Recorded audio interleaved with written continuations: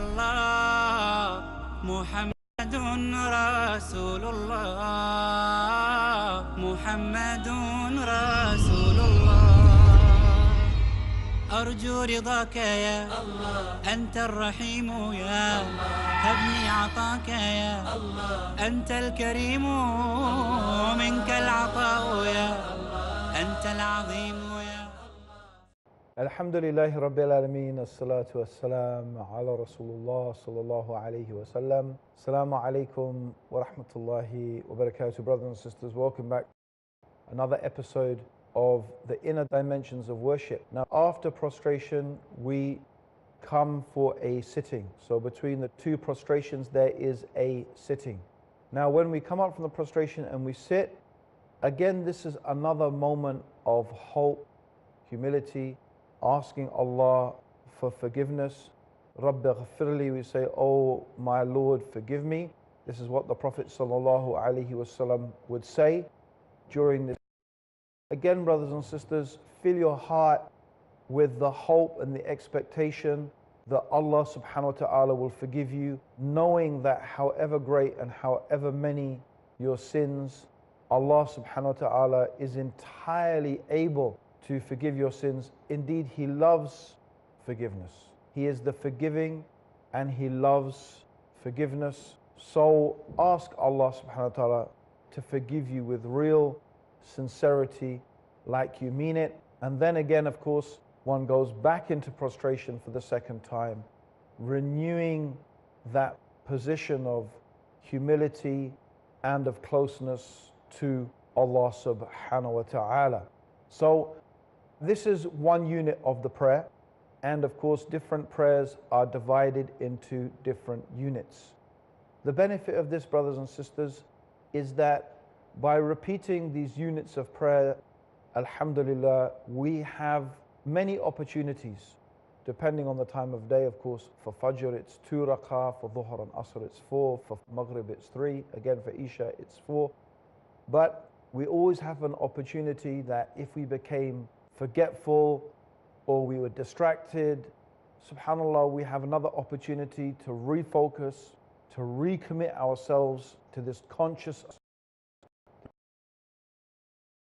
reverence and awe and hope and shame that we should feel when we are in front of Allah subhanahu wa ta'ala making our salah. So let us now talk about the Tashahhud, and let's go through the Tashahhud and discuss some aspects of its meaning. The Prophet ﷺ, he would sit and he would place his right palm on his right thigh and his left palm on his left thigh, and in one narration on the knee, so whether it's on the thigh or on the knee, and he would spread his fingers slightly, and he would put his right elbow, the end of his elbow, on the thigh, so that his arm would be resting on his thigh.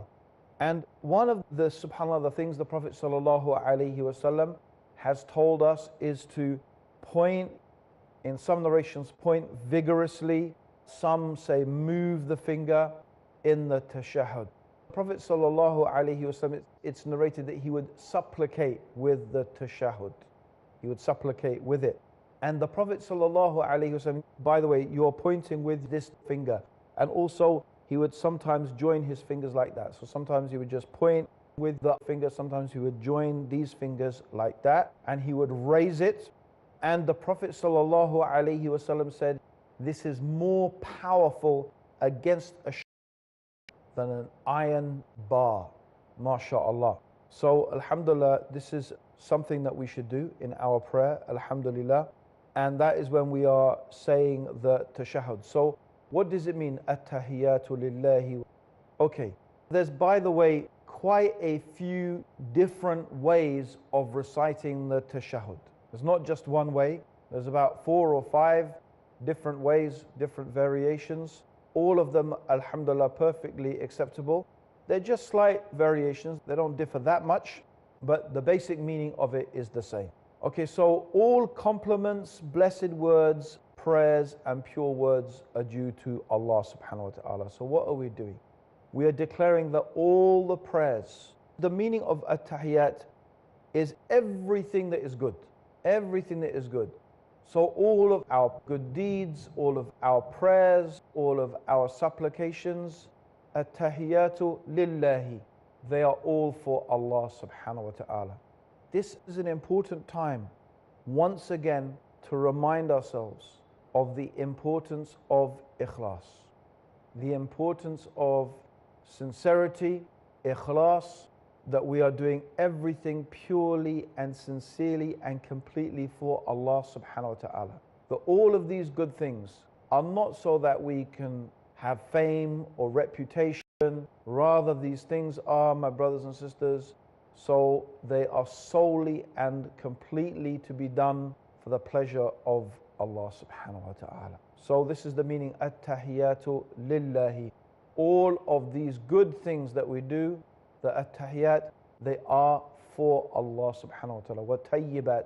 And so again, these are the good things, the good speeches, the good word, wa salawat, and the prayers. All the prayer is for Allah subhanahu wa ta'ala.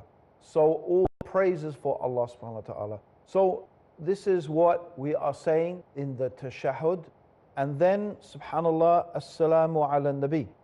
So we are sending salams upon the Prophet sallallahu alaihi wasallam, and I'll talk about that later. And then also we are sending salams upon all the righteous slaves of Allah subhanahu wa ta'ala. All of the ibad, the salihin, the righteous servants of Allah subhanahu wa ta'ala. And according to the Prophet sallallahu alaihi wasallam, this includes every righteous slave in the heaven and the earth. So it includes the angels, it includes all, subhanallah, all of the righteous servants of Allah subhanahu wa ta'ala. This is a very beautiful thing, brothers and sisters, because what we should bear in mind again is that Allah subhanahu wa ta'ala has many of His creatures that worship Him and praise Him and glorify Him. You are not alone as a worshipper of Allah subhanahu wa ta'ala. All of those righteous servants of Allah subhanahu wa ta'ala, as if they are a brotherhood, they are, subhanallah, almost like one family of creatures who are glorifying and praising and obeying Allah subhanahu wa ta'ala. And in this moment you are sending greetings upon all of them. What does this mean? Subhanallah, we are asking Allah and making dua to Allah subhanahu wa ta'ala for all of them, that Allah's peace and security and blessings and mercy and forgiveness are bestowed upon all of these righteous servants of Allah subhanahu wa ta'ala. So this tashahhud, mashallah, is a very, very powerful type of dua that we are making to Allah subhanahu wa ta'ala. And then of course we take the shahada. We reaffirm this testimony of faith. Ashhadu, I bear witness. Implicit in this, my brothers and sisters, you only bear witness to something that you have knowledge of, that you have understanding of. You can be a witness to something that even if you don't see it, but you comprehend it, you understand it with knowledge. And it implies certainty and conviction. And also bearing witness to it means that you are going to be true to it and commit yourself to it. Ashhadu an la ilaha illallah. There is no ilah, there is no deity, there is no God that is worthy of worship. This is what is implied, because there are, of course, many things that people worship, many idols, many things which people put their faith and their hope and their trust. Anything really which a person believes is going to give them what they want and give them what they need. This is their ilah, this is their God. But we are saying, la ilaha illallah. That really in reality, nothing has the true power to give us what we want and what we need except Allah. So we are singling out Allah subhanahu wa ta'ala. This is the statement of Tawheed, the very essence of Islam, that we are singling out Allah subhanahu wa ta'ala for worship. And we know the virtues of La ilaha illallah. that whoever testifies sincerely from their heart that Allah alone is worthy of worship, then subhanAllah, Allah subhanahu wa ta'ala has forbidden the hellfire for them, that paradise will be theirs. So we are reaffirming here, brothers and sisters, this testimony of faith every time in our salah. Ashhadu an la ilaha illallah. There is nothing that is worthy of worship except Allah. Wa ashhadu anna Muhammadan Rasulullah. So we are also testifying Prophet Muhammad sallallahu alaihi wasallam, that he is the messenger of Allah. This also means something. It's not just recognizing a historical fact or recognizing that Muhammad is a prophet. Just like testifying to the oneness of Allah doesn't mean I just recognize that Allah exists. No, a lot more is implied in that. And what is implied in that, we'll talk about after the break, inshallah.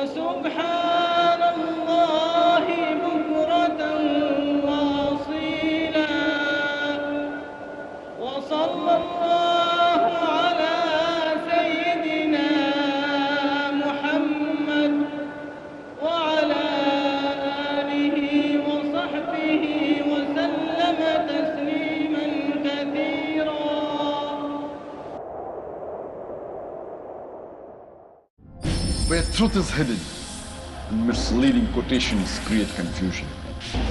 Where truth is hidden, lack of knowledge and wisdom cause upheaval and commotion. Where truth is hidden, manipulated scriptures and twisted facts emerge. This very hidden truth creates false propaganda, mayhem, chaos, disorder, and turmoil in our lives and the world order. But is there anyone with courage and wisdom?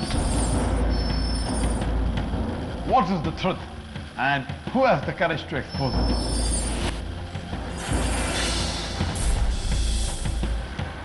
Because it's your right to know the truth. Watch truth prevail and lies perish in Truth Exposed by Dr. Zakir Naik every Saturday to Thursday at 9 p.m. and repeat telecast at 7:30 a.m. Saudi Arabia on Peace TV.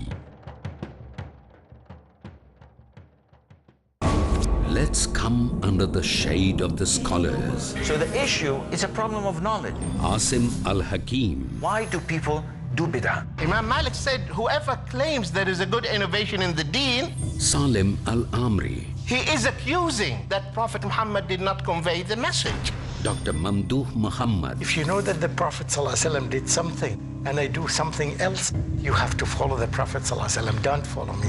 Abdur Raheem McCarthy. But if each one believes his goal is to please Allah, to follow the sunnah of Rasulullah sallallahu alaihi wasallam. Abdur Raheem Green. I think this really is to do with your internal state. Where does the Quran and Sunnah point to? Muhammad Al-Sharif. We have to follow what Allah and His Messenger said. Let's imbibe from these scholars the fruitful solutions for the problems of the world. Which one we would take and which one we would leave? Question to every Muslim. In the shade of the scholars. Next on Peace TV.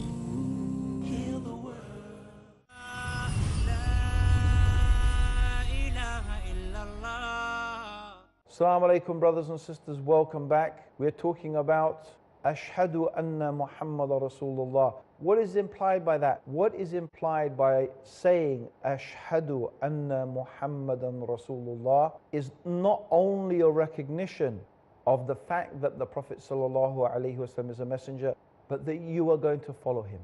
Because Allah subhanahu wa ta'ala has told us in the Quran that he did not send a messenger except to be obeyed. So the point is that we should obey Allah and his messenger. Ya ayyuhalladhina amanu ati'u Allah wa ati'u Rasul. O you who believe, obey Allah and obey the messenger. So obeying the Prophet sallallahu alaihi wasallam, following him, following his sunnah, this is what is implied by Ashhadu anna Muhammadan Rasulullah. So then after that, we begin to make salawat upon the Prophet sallallahu alaihi wasallam. Now, what does it mean asking salawat upon the Prophet? Allahumma salli ala Muhammad. What is this salawat upon the Prophet actually mean? Often you find it translated as peace and blessings upon the Prophet or praise upon the Prophet sallallahu alaihi wasallam. So Allahumma salli ala Muhammad wa ala Ali Muhammad. So not only the Prophet sallallahu alaihi wasallam, but also the family of the Prophet sallallahu alaihi wasallam. And the family of the Prophet also means the true followers of the Prophet sallallahu alaihi wasallam. Anyone who is truly a follower of the Prophet sallallahu alaihi wasallam is included in this. And then also, subhanallah, we are also asking for the salawat to be on the Prophet sallallahu alaihi wasallam, just as Allah subhanahu wa ta'ala caused this salawat to be upon Ibrahim alayhi salam and the family of Ibrahim. Kama salayta Ibrahima wa ala Ali Ibrahima. So why Ibrahim alayhi salam? Why has Allah subhanahu wa ta'ala mentioned Ibrahim? First of all, it is, subhanallah, something we should note that from the family of Ibrahim there were many, many prophets. So both the sons of Ibrahim alayhi salam were prophets. Ishaq alayhi salam and Ismail alayhi salam, both of them were prophets. And from Ishaq there was Ya'qub, who was also a prophet. And from Ya'qub there was Yusuf, who was also a prophet. And indeed all of the prophets of Bani Israel are descended from that lineage. So subhanallah, look at how subhanahu wa ta'ala blessed the family of Ibrahim and caused Ibrahim alayhi salam to be mentioned and honored in this life and the next. And Ibrahim, my brothers and sisters, is a type of, subhanallah, Allah shows him as this paradigm, this example of someone who has submitted himself to Allah subhanahu wa ta'ala. And the story of Ibrahim is the most amazing story also of da'wah, of someone who is inviting and calling to Allah subhanahu wa ta'ala, calling the people to single out Allah subhanahu wa ta'ala alone for worship. So we should be calling to mind and remembering all of this when we are making this beautiful salawat upon the Prophet sallallahu alaihi wasallam, and subhanallah, remembering the blessing subhanahu wa ta'ala had given to Ibrahim and the family of Ibrahim. And this is also reminding us, brothers and sisters, of the virtues and the consequences of following the path of righteousness. We are recalling history, how Allah subhanahu wa ta'ala has honored someone. And if you think about Ibrahim alayhi salam, that there was a time when it is said that he was the only believer on the earth. He was the only person who had singled out Allah subhanahu wa ta'ala for worship. Look how he stood against his people. Just one man inviting all of his people to Islam. Look at this courage and this conviction. Yet, do we know the names of anybody from that time? Do we know the name of the ruler of Ibrahim's people? Do we know the names of these people? Do we know who they were? I'm sure they had singers and actors, just like there are singers and actors today, but who remembers their names? Who remembers their songs? But we do remember Ibrahim alayhi salam. Look how Allah subhanahu wa ta'ala honored Ibrahim. When Allah subhanahu wa ta'ala told Ibrahim alayhi salam to call the people to Hajj, it was just him, Ibrahim, standing in the desert, calling the people to Hajj. And look today, Look today, my brothers and sisters, millions and millions of people come from all over the earth responding to that call that Ibrahim alayhi salam made those thousands of years ago. Look at the honor that Allah subhanahu wa ta'ala has given to this messenger of Allah. Look how Allah subhanahu wa ta'ala honors throughout the ages His righteous servants, and the honor that they will get is even greater and is even more on the Day of Judgment. So we are asking Allah subhanahu wa ta'ala to honor the Prophet sallallahu alaihi wasallam, to give him also this type of honor, this type of quality for the Prophet sallallahu alaihi wasallam and his family, just as we find that Allah subhanahu wa ta'ala had honored Ibrahim. Of course, the Prophet sallallahu alaihi wasallam is Khatam al-Nabiyyin. He is the seal of the messengers. There will be no more messengers and no more prophets after Muhammad sallallahu alaihi wasallam. Even Isa ibn Maryam, of course, when he returns, he will not come back in the capacity of a prophet. He will come back as a follower of Muhammad sallallahu alaihi wasallam, and he will lead the Muslims in that capacity. So the Prophet sallallahu alaihi wasallam, he's the seal of the messengers. So subhanallah, when we are saying that Allah subhanahu wa ta'ala should send peace and blessings and salawat and mention and honor the Prophet sallallahu alaihi wasallam in the way that Ibrahim was honored and his family was honored, the exception here is there are no more prophets after Muhammad sallallahu alaihi wasallam. That the descendants of the Prophet sallallahu alaihi wasallam, they will not have that status of being prophets. But alhamdulillah, Allah subhanahu wa ta'ala has given this ummah scholars. They are the inheritors of the prophets. In our ummah, they are the inheritors of the prophets. They carry the task and fulfill the task of passing on the message, of calling the people, reminding the people of what is Sirat al-Mustaqim. Because Allah subhanahu wa ta'ala, unlike every other scripture, He has preserved the Quran. The Quran is the final revelation. Muhammad is the last of the Prophet. So when we are saying also, Ashhadu anna Muhammad Rasulullah, that is implicit as well, that He sallallahu alayhi wasallam, He is Khatam al-Nabiyyin, He is the seal of the messengers. So that is something that is very, very important, my brothers and sisters. Now Allah subhanahu wa ta'ala, He is saying in the Quran, Allah sends His salams upon the Prophet, or His salah upon the Prophet sallallahu alayhi wasallam, and His angels too. So, O you who believe, send your salah upon him. And subhanallah, this means ostensibly that, subhanallah, when the Prophet sallallahu alaihi wasallam was alive, that they would greet him with assalamu alaikum, but we still send our salams upon the Prophet sallallahu alaihi wasallam. Now the beautiful thing is that the Prophet sallallahu alaihi wasallam said that whoever says salams upon me, whoever sends salams upon me, then I will return the salams to them. Okay? So subhanallah, the Prophet sallallahu alaihi wasallam, the earth does not consume the bodies of the Prophet. It is mentioned that your salams are conveyed to me. He doesn't actually hear our salams himself, but according to one narration, it is the angels that pass on those salams to the Prophet sallallahu alaihi wasallam, and he responds to us. So I want you to think about that, brothers.